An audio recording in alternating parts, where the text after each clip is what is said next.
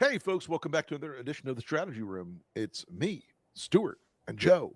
We're going to talk tonight about a bunch of things that are in the news. Obviously, the big, beautiful abomination has passed the Senate, gone its way back to the House. They're racing to take what I think is a political suicide pill. We're going to talk about alligator Alcatraz. We're going to talk about this escalating new weirdness on Trump's part of directly saying maybe he's going to deport Elon now. Well, if we're going to deport some people, then we're going to deport a lot more people. We'll get to that in a few minutes. First off, guys, I want to lead out, and thanks for joining tonight. As always, I want to lead out with the big question, I think, of the moment, and that is, talk to me about where you guys see the political impact, because it's almost certain the House will pass this monstrosity.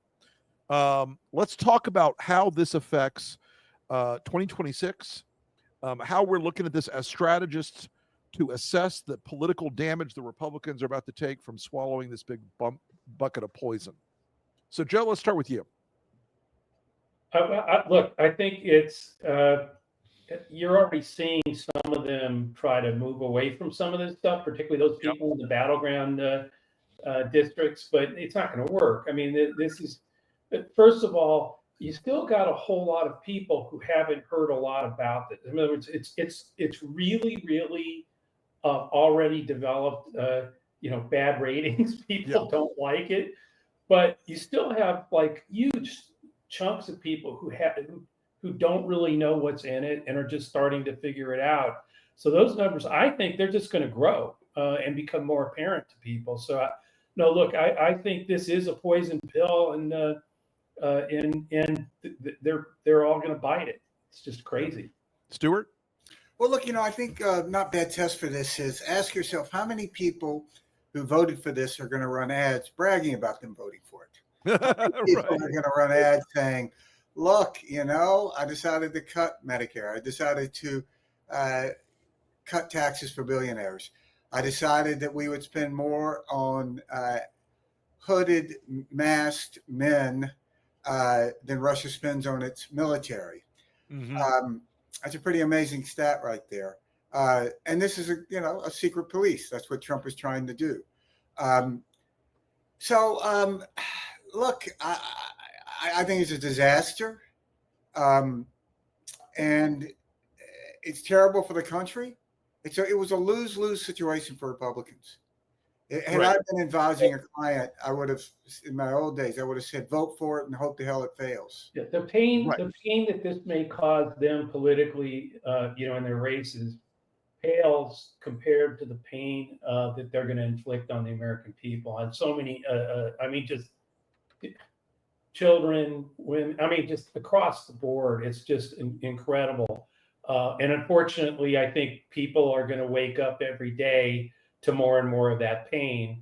And I do think that that's going to create grow the pro-democracy movement and the forces that'll be on the ground to get out the vote and do the hard work in 2026.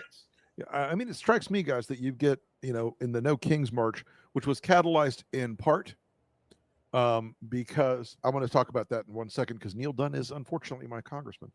I want to talk about in part, you saw the amount of folks out in the street catalyzed by the immigration raids in the No Kings protests. I've got to wonder how many people are going to be out in the street when people realize mom and dad are moving home from the nursing home back home into your house, or you're not going to get your mom's dialysis isn't going to get paid for by Medicaid anymore. Or the rural hospitals that are going to be shut down and closed everywhere. Hundreds of thousands of hospital beds in this country are now teetering on disappearing.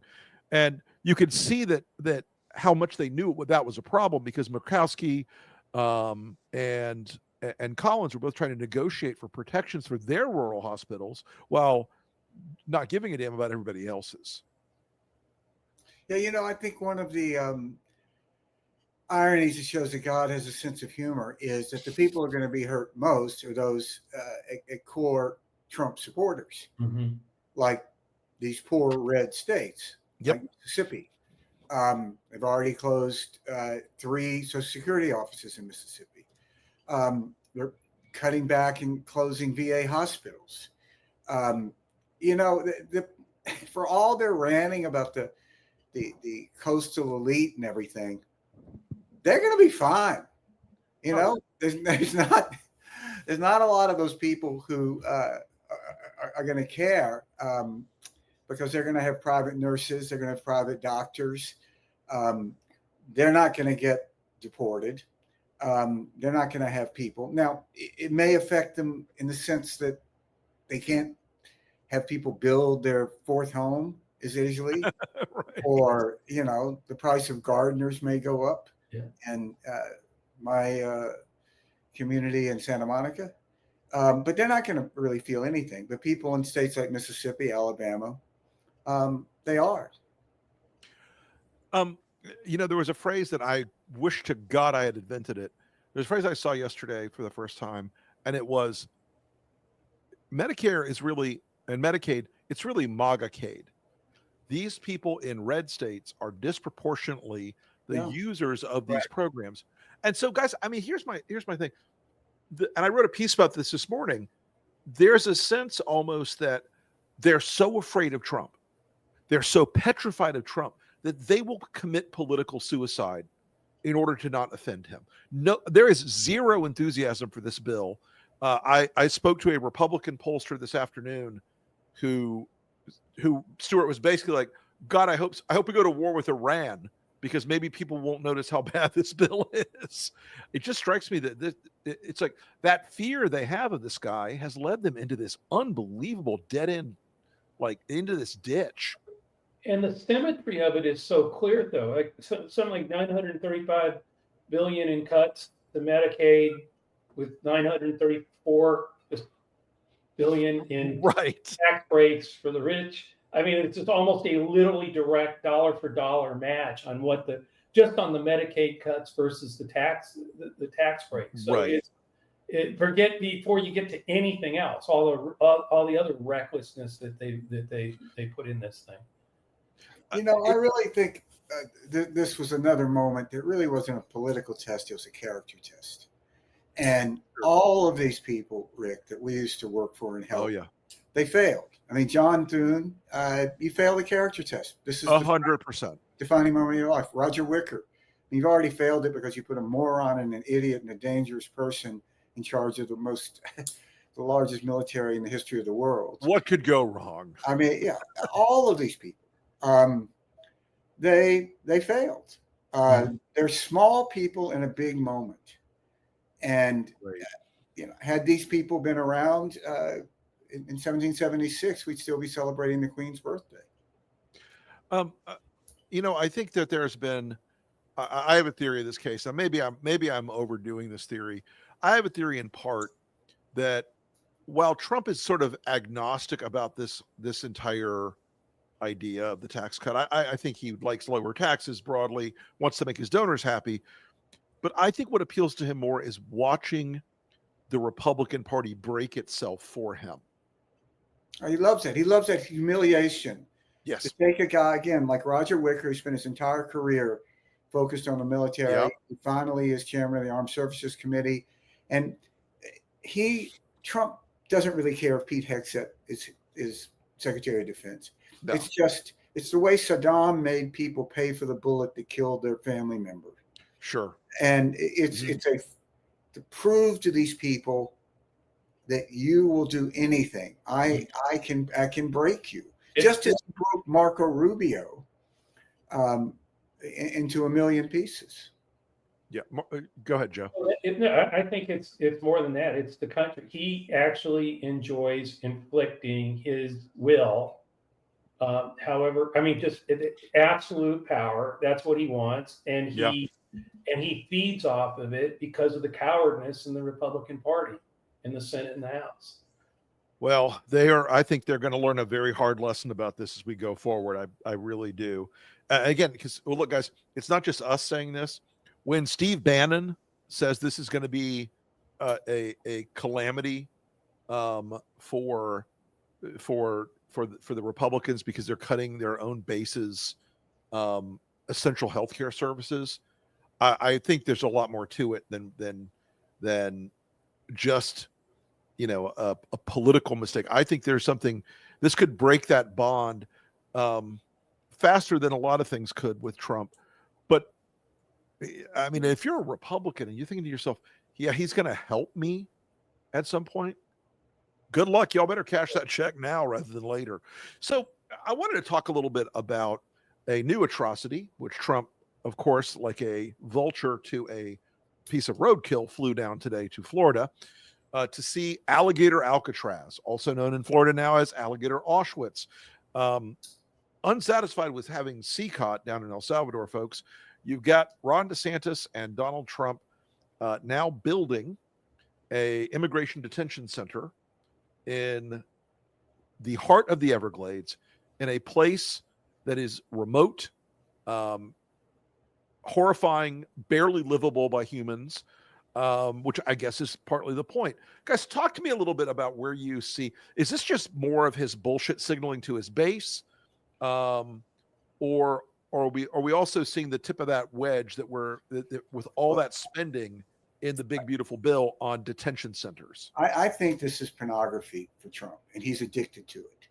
That I think Joe's exactly right. He gets some sort of strange, kinky pleasure, right, and showing that he can make other people suffer. And you know, I hope we'll spend some time talking about, if we're going to deport people who are here, who have committed crimes, let's start with Marco Rubio's family. They won't, maybe it's convenient. They won't have far to drive because his brother-in-law is a convicted narco cartel drug dealer. Right. Brother-in-law. And who was born in Cuba, who is, like Marco and his sister, who the drug dealer is married to, a anchor baby. Right. So we're going around arresting gardeners who maybe 30 years ago didn't respond to some summons. Right. But we're not going to go after a Cuban-born cartel drug trafficker. Call me crazy, but you know what? If it's gonna be sauce for the goose, it better be sauce for the gander. You know where to find him. Just it's not hard to find the guy. Yeah, but look, again, I think we've talked about this. This is all going to be about enforcement. It's going to be who they decide to enforce this again.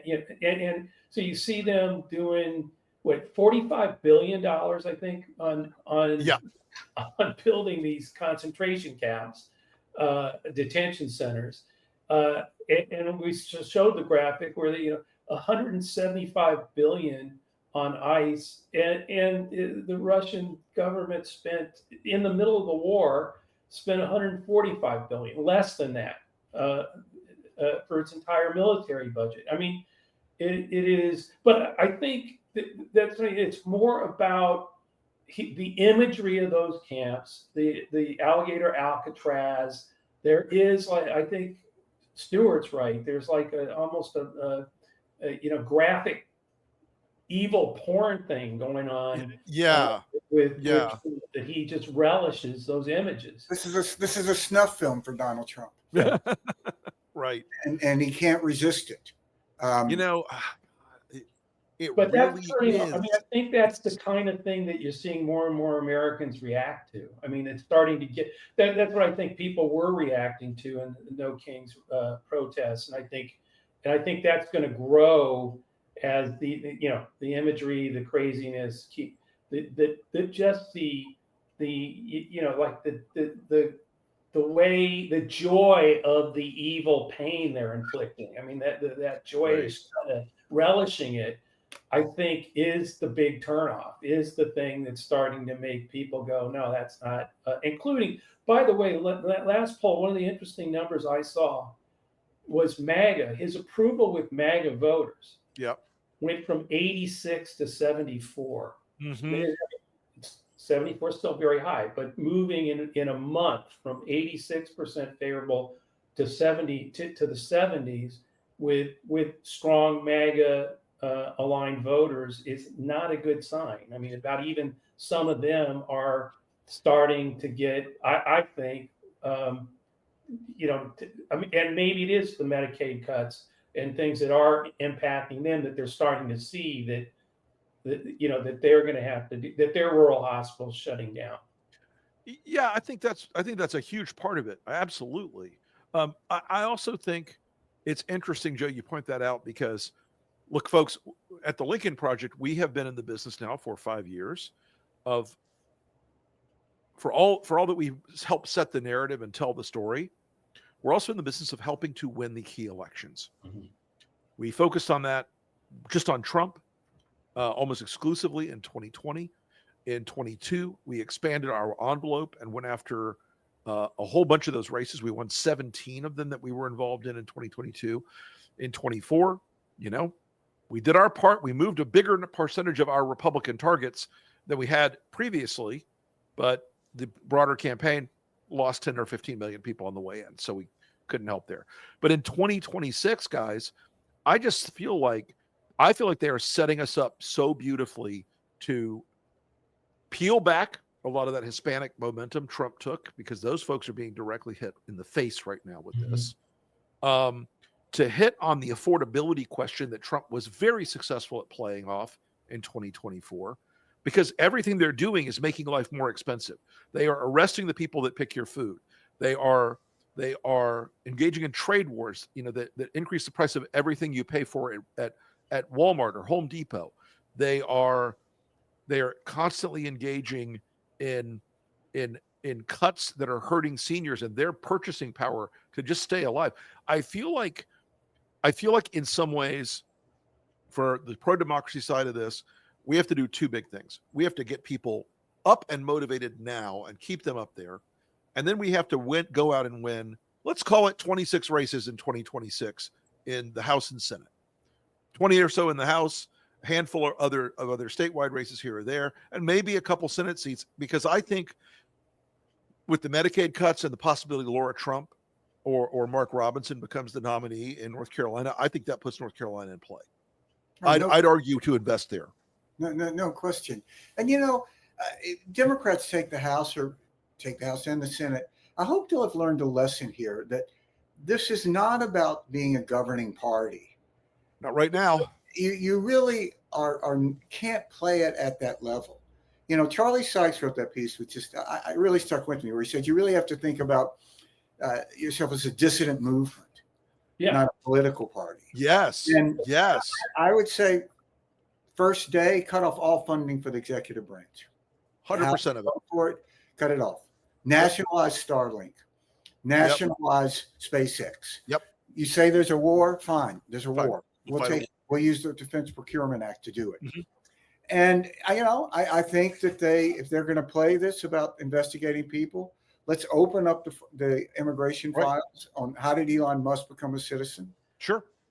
Let's look at Trump has all these anchor babies. How did his current wife, as my mother would put it, end up a citizen? Wife. Right. Was she really here on the same kind of grant that Einstein received? I don't think so. They can't. I keep going back to this. They can't be like the United States was when we closed down intelligence services after World War I because gentlemen don't read other gentlemen's mail. Right. I mean, that they need to show that they need to not only take power but exercise power if they win. Mm-hmm. So in the Elon Trump thing, a question for you guys: which comes first, Elon being deported or Elon starting a new party to challenge the Republicans? The great part about that is Elon, folks, and this is some inside baseball that Stuart and I are more familiar with than Joe maybe, but Joe probably knows him too. Elon is under the sway of a political consultant named Jeff Rowe.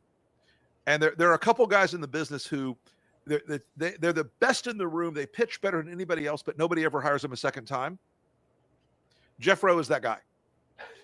So Jeff is probably saying to Elon, even if you're in another country, I can do this all for you. I can put this together. I've tried to do a third party. Reed Galen, our former colleague, tried to do a third party. Man, it's really hard. Yeah, but what do we think where those votes are going to come from? No, they're going to come out of Musk. Yeah. So God bless him. Yeah. God bless. Elon, call me, baby. I'll hook you up. Back in the spring of 16, Mhm. Michael Bloomberg got together a bunch of smart political people. Yep. I wasn't in that room, but I had a lot of respect for the people that were. Oh yeah. And said, figure out a way that I, as an independent, get elected president. And the first check I'll write is $2 billion. Right. And to their credit, they couldn't come up with it. Now, had I been in the room, I would have come up with a way to spend at least $1 billion of that before I came to the Right. and it was no go. But and you can't start a party like that, but you can wreak a lot of havoc. Yeah. I mean, it's hard to argue that if Ralph Nader hadn't been on the ballot, that Gore wouldn't have won. You can never convince me Karl Rove did not pay off Ralph Nader. You can never convince me of that. He bought him a Pinto. Yeah, so Musk is a destructive force out there. Yeah. I mean, look, let's hypothesize for 1 minute that Elon goes out and he gets the party on the ballot in a few states. A few Democratic states look at it and say, let's grease the path. Let's make it easy for this guy to get on the ballot. And he goes out and his messaging is about debt and deficit. Mm-hmm. That's going to go after old Republicans. In a weird way, he's talking to a lot of our people at Lincoln Project. He's talking to a lot of the kind of folks we've talked to. That's the thing that's clear to me. I mean, just from being around the Lincoln Project all this time and looking at the Bannon line and the voters we target, they're getting bigger. I mean, the range of people that are now movable, I think, and the ugly bill, the MAGA murder bill, I still think that's what we should be calling the damn thing, because people are going to die. I called it the Heaven's Gate healthcare cut today. Yeah, but I think you can see, and again, in that stat I was just talking about, MAGA's approval going from the 80s to the 70s, though that Bannon line, it particularly, I think, in these battleground districts and states, is widening. There's more of them for us to go after. And I think we've gotten better at targeting them and better. We've got, because of the damage they're doing, we've got ways to go after them on rural hospitals and all the damage that this bill is just one of the factors that's going to matter. But I really think that I'm with you on the 26 races in 26. I think that's all doable. I mean, I am the least cockeyed optimist about the great state of Texas, but we are going to see Ken Paxton as the Republican Senate nominee. Mm-hmm. One of the worst criminals in American public life, folks. I mean, he is. And when I say he's a criminal, sue me, Ken. Sue me, because you are a criminal. He is an actual criminal. He's been charged with criminal fraud, and he's been bailed out by the Republican system in Texas. But I'm excited about Ken Paxton being on the top of the ticket. It's easy to win with our old buddy John Cornyn. I worked for Cornyn and I guess all his races, Attorney General, Senate, when he first got elected. And to watch his trajectory, it's just a small off-Broadway Shakespearean tragedy.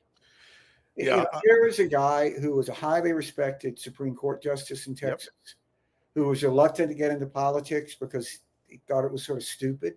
Mm-hmm. And he had an intellectually engaging job. Right. And look what's happened to him. He thought he could feed the alligator and it would eat him last. And now the alligator, called Ken Paxton and Trumpism, is going to eat him. Yep. And it's a fitting thing. It's like Tom Tillis. Yeah. I really. Can we talk about North Carolina again for a second? Because I really, I love Western North Carolina. I've spent a lot of time up there. I know North Carolina, and it is still a purple state.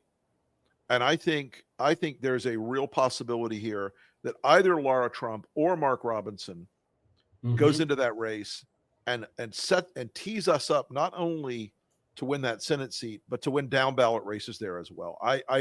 That is a state that's going to get hit square in the face on the Medicaid, Medicare cuts. It's gotten absolutely screwed by Trump on disaster relief after Helene. for as much as he made it a big issue in the campaign, he's absolutely fucked them by denying them FEMA aid since then. I think there's a chemical imbalance in North Carolina for the Republicans that we can exploit. I want to get your guys' thoughts on that. No, I absolutely think that's true. And the Democratic Party actually has some good people, good candidates, right? Candidates that can do it, that have proven ability to win.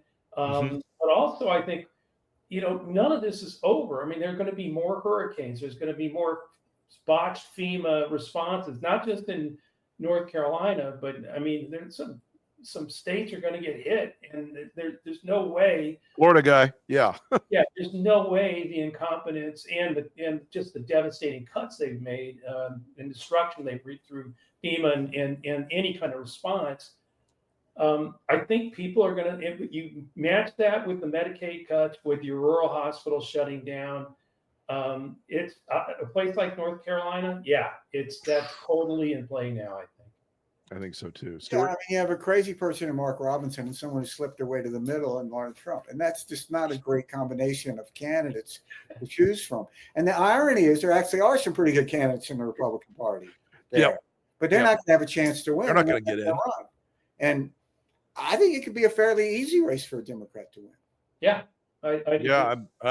And I think there will be a cascading effect if we start to see these cuts hitting in the spring of next year and the fall of this year even, because they're going to rush the tax cut through as fast as they humanly can deploy it. We're going to, I think, have some real. I think Republicans are going to have a difficulty in hold. They're going to have a wave of retirements. We're seeing the edge of it right now, and that's always a sign that your party's in trouble when people are like, "I'm going to pull the ejection handle. I can't do this. I'm not going to take the race." You see in various states, very popular Republicans declining to run. I talked to somebody today, a pollster today, who told me that the begging, pleading up to and including the president to try to get Charlie Baker to go up against Markey in Massachusetts was like everything. They would give him everything. And Charlie is basically like, look, I like running the NCAA. Go fuck yourself. I mean, look, I met Charlie Baker when he was a staffer for Bill Weld. And then I worked for Charlie when he ran for governor. Wonderful guy. Super lovely guy. Not a Trumper by any stretch of the imagination. He wouldn't let Donald Trump in his house. Right. Literally. I mean, it's just such an absurdity. But Scott Brown is going to run in New Hampshire. I know. I got this email. Where has he been? Is he in like a cryo chamber? They bring him out like every 10 years. Dude, how could you miss this? He was ambassador to New Zealand. He was our man, which probably our man in Auckland. Probably is a pretty good gig. It's all things. I'd take that gig. Well, it's probably. But I got this email. Anyway, but. I got this email from some mailing list, announcing he's going to run, and somehow it failed to mention that he posed nude in Cosmopolitan, which really. Who among us has? Yeah, I mean, really, if you're going to run for the U.S. Senate and you pose nude in Cosmopolitan, you should dine out on it. Right? You should say, I will be the only one of 100 who has posed nude in Cosmopolitan. I will put New Hampshire on the map. You no longer will be just this small, obscure state. Nothing about me is small or obscure. Oh my God! All right. Well, before we leave, can we just say, our friend Mike Madrid tweeted something in response to Trump going on about how it was time to take away citizenship from American citizens, and he said it's always been the plan, and it's a sad conclusion. All of this lip service that we gave in the Republican Party that we really supported legal immigration. Bullshit. I just don't know any conclusion to come to, but it was total bullshit for the most part from most people. I think George W. was the last of it, and I don't think he had his heart in it. I think he would have liked it if there had been a good plan, but I don't think he had his heart in it. Romney certainly supported it. I mean, Romney's dad was born in Mexico, but there's no place for Romney in the party. Oh God, no. Oh God, no. And that the worst of the kind of Joe McCarthy xenophobia is what the Republican Party has become. or has revealed itself to be. Right. And as you know, as you wrote, Stuart, it was all a lie. I mean, we know who we're fighting. At least that's a convenient part of this. We know who we're fighting. So, hey, folks, listen, our time here is up. We always love coming to you on Tuesday night, giving you a little peek behind the political curtain.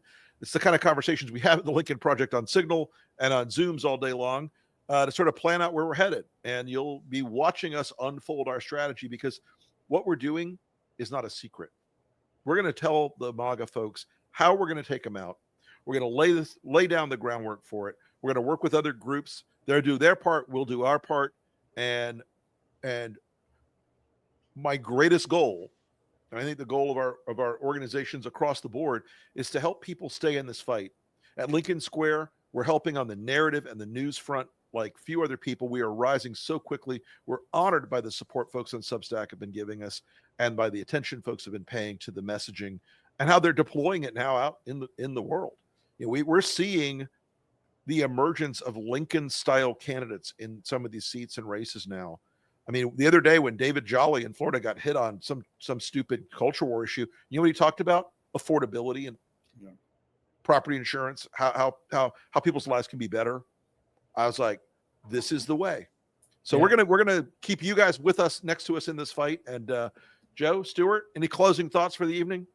Everybody should be listening to that Trippi Show podcast. Yes, they should. Though there is some move to call it that Alex Show podcast. But anyway, you should definitely listen to it.